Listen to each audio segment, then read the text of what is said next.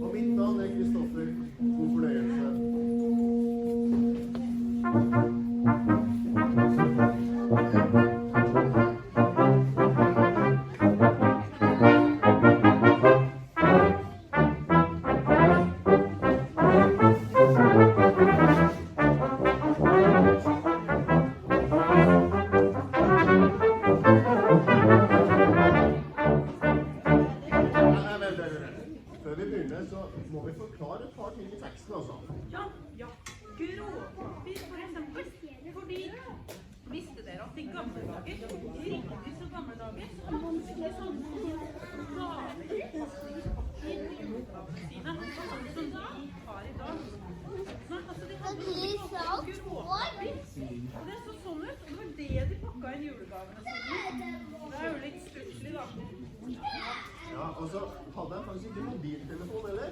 Den hadde en sånn her, den var fast i veggen, der er en fast telefon. Og når man skulle ringe andre, så måtte man først ringe til sentralbordet. Og der var det sentralborddamer da, ikke sant? Det er sentralbordet. Ja, vet du, jeg skulle ikke så veldig gjerne prate med Anne Gunn. Hva er det du heter? Kristoffer. Ok, da må vi finne Kristoffer her, og koble fra Kristoffer til Anne Gunn.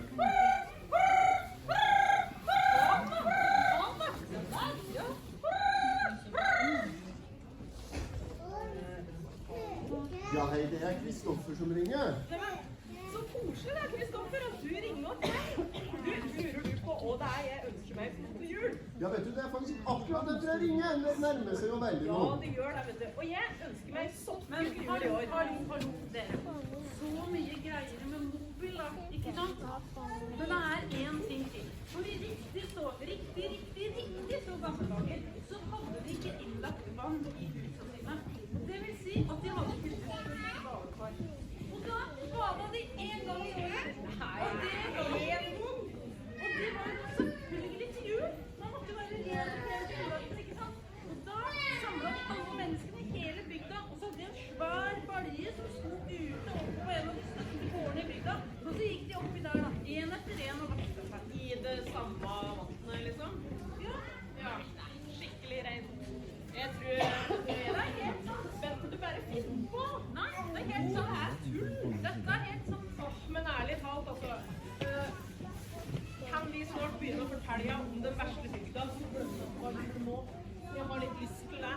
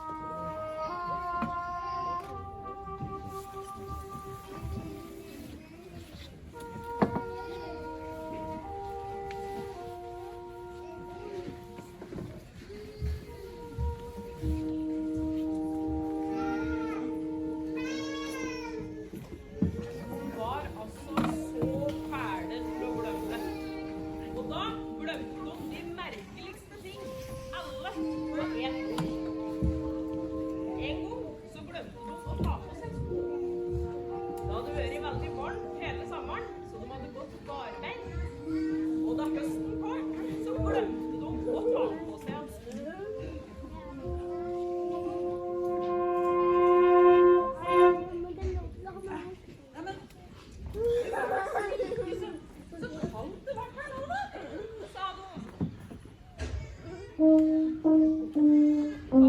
skjønner ikke hvordan du skal gå hvis det blir kaldere enn der nå, sa de. Ja, nei, det blir verst når snøen kommer. Sa de.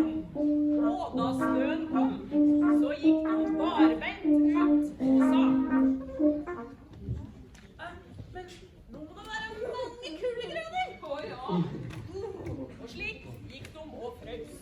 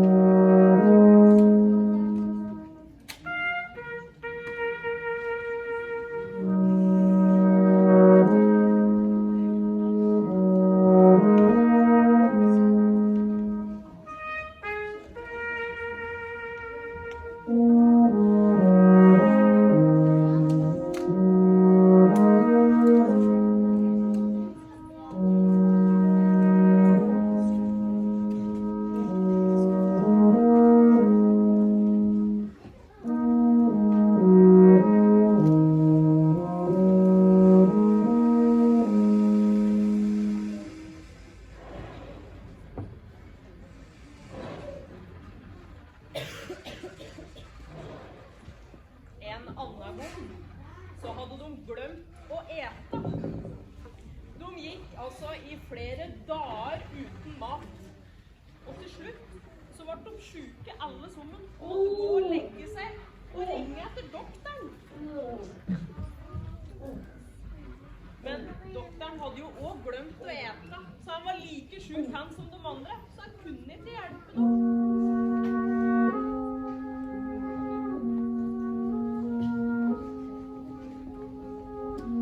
Men en dag så var doktoren på beina, og da kom det fram en liten husunge med en ostebit i munnen sin.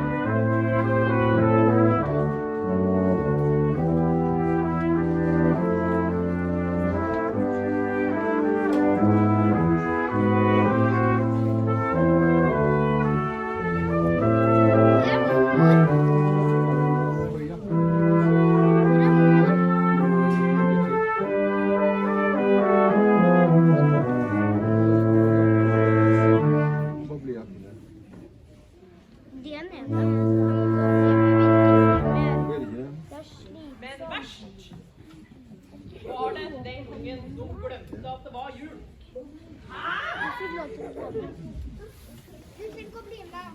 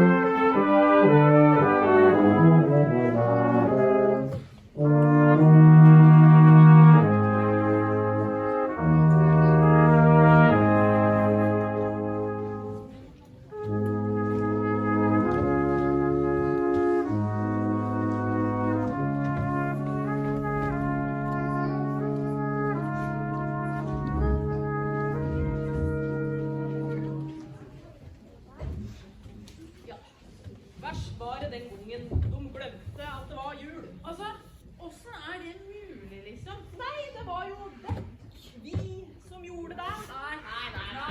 Nei. Har dere glemt det nå igjen, liksom? Kan ikke huske noe av det. Nei, jeg kom jo på det, da, etter hvert.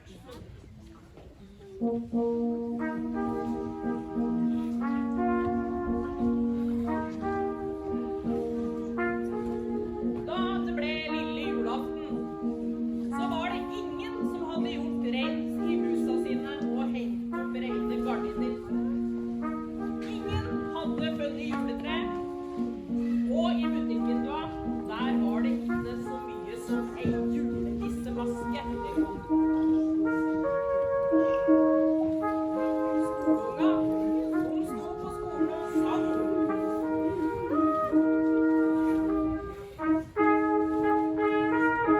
Om mai, du skjønner, Mille. Og det var ikke så mye som en eneste smultring i en eneste kakeboks i hele bygda.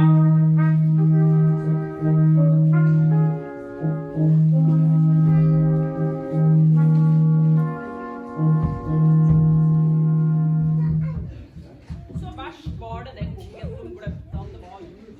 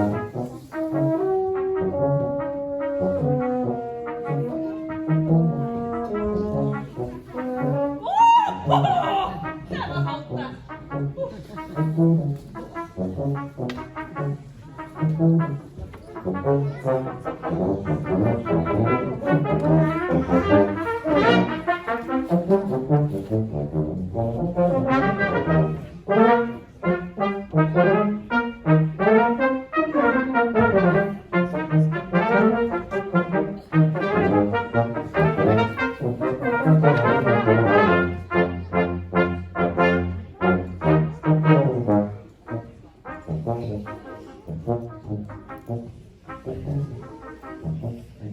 ei lita stue aller øverst i bygda, like ved Skaugelynet. Der gikk det ei lita inne og tenkte. Hun var bare 5 år, og ellers så pleide hun å danse og leke og ha det moro. Men nå gikk hun altså bare og tenkte. Hun gikk inn i skauen og sto og så på de små granbuskene. Det er noe vi har glemt nå att.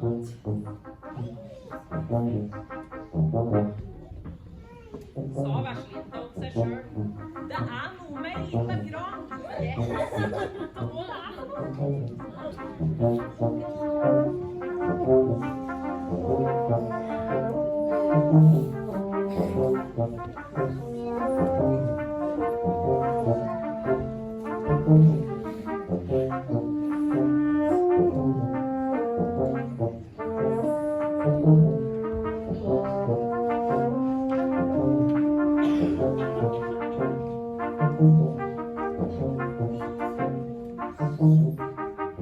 Så gikk jenta inn i stua og fant ei saks og litt gråpapir. Det er noe med ei saks òg, sa jenta, men jeg husker ikke hva det er for noe.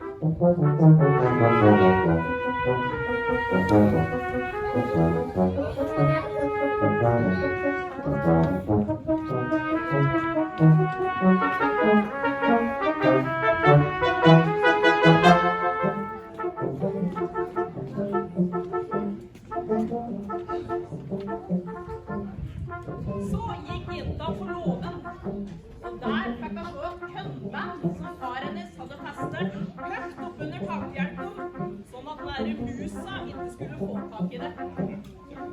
Det er noe med dette kønnbandet også, sa jenta.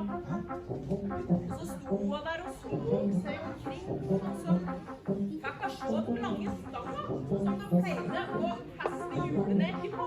Og da skjønte verslinta at det var jo snart jul.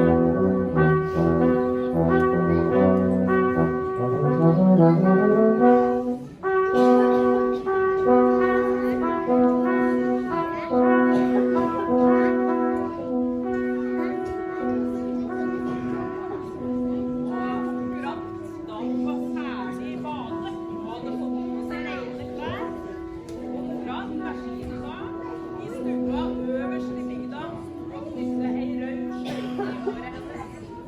Akkurat da ringte kjerkeklokkene.